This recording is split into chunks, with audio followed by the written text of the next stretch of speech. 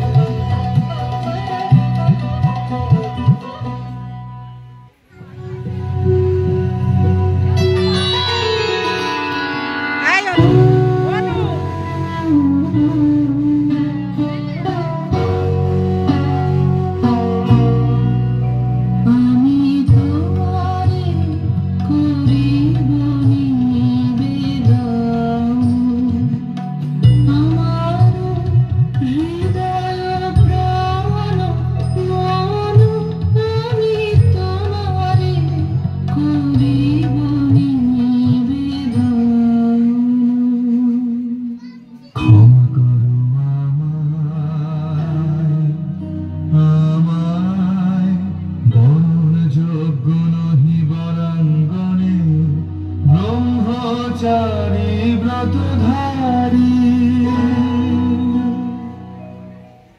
ব্রহ্মচর্য পুরুষের স্পর্ধায় যে নারীর পরাভবে লজ্জা পাবে বিশ্বের রমণী। পঞ্চস্বর তোমারই এ পরাজয়। জাগো হে অতনু, সখীরে বিজয় দূতি কর তব। নিরস্ত্র নারীর অস্ত্র দাও তারে, দাও তারে অবলার বল।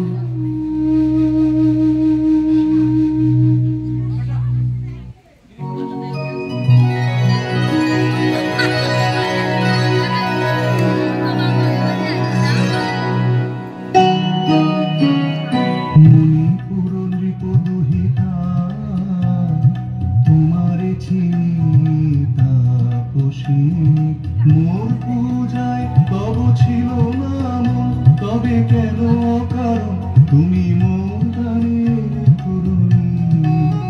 কহ কহ শুনি তাপসী। গুরু